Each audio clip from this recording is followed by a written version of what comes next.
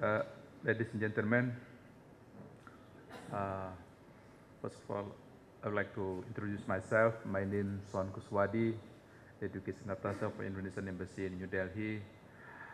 This is a new post in our embassy. Before, there is no such post. And I just came in January, so I just enjoy a beautiful place like New Delhi, just only 6 months. And I'm very happy that I visit many places, and I also am very happy that conference I can attend this conference. I would like to introduce our policy and development strategy of national education, but this is rather general, of course, but somehow in some point I will also describe but how we develop our capacity building, and I think the problem is there for education in developing country like us. First of all, I like to show to you there is some result of the survey, the World Economic Forum on Global Competitiveness Index, and there is showing that how our country is comparing with others.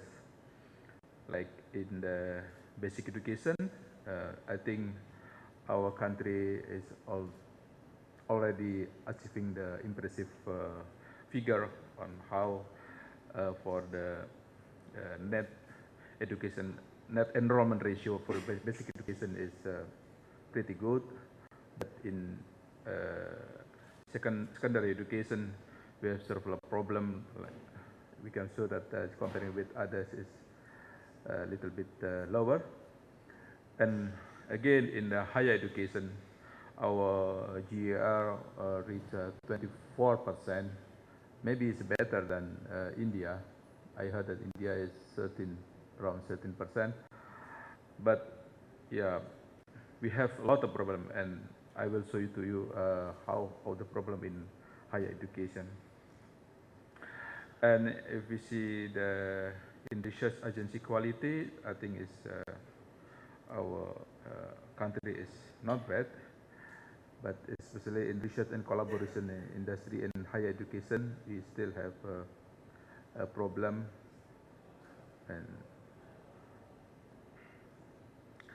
And you can see here there is some comparison on student and teacher ratio. I think Indonesia is among the best in the world. But if you see this figure, maybe you say so, but actually there is a problem, like our colleague from Jordania said in the first session. The problem is disparity, yeah, between province to province and between city to the city. And there is some, I'm not showing detail about this one, we have no time. This is roughly about our student, and here we have 29 million in elementary school, 10 million in junior high school, and 7 million in senior high school, and in university around 5 million. And this is the classroom. You can see there is some several performance indicator in elementary school. We have net enrollment ratio is for gross enrollment ratio is good, but the net enrollment ratio is something there. But the point is, like in dropout percentage is 1.7%. It seems very low, but because of basic education, so I think this is become our national intention to solve this problem.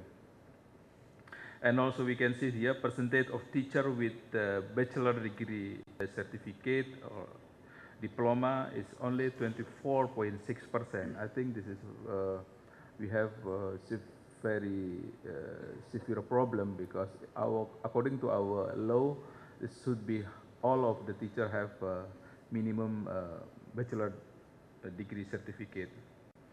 And there is others this for the junior high school, and for senior high school like this. And I will show you the education, higher education. So as I mentioned, this for GRA 23.5%, but you can see that how quality of our higher education that according to the test version, the number of higher education with the world best 600 is only 3, comparing with our neighbor like Malaysia, maybe around 10 or something. So I think this number is very serious problem. And also number of patent, you can see this number of patent all over Indonesia just only in 1 year only. This is the figure in 2009 is 65. I think this is very, very low. And for the polytechnic lecturer with minimum master degree qualification is 75%, but the postgraduate lecturer with doctorate qualification is only 56.2%. And you can see that how quality of our education, that postgraduate lecturer with international publication is only 0.2%. So I think this is our, again, our problem. And even for the lecturer with national publication, only 6%. So this is the key that our Ministry of Education put emphasis on how developing this kind of problem. So if we summarize summary of our problem, you can see between elementary school, junior high school, and senior high school and higher education. You can see this is all of the number like this. So especially for the education for our lecturer, you see that almost all over Indonesia, all over the world, that the minimum for the lecturer in university is doctoral degree. But in our case, we just established the law that the minimum requirement for the lecturer in university is just a master degree in last 5 years. So before that, most of our lecturer is even only have bachelor degree.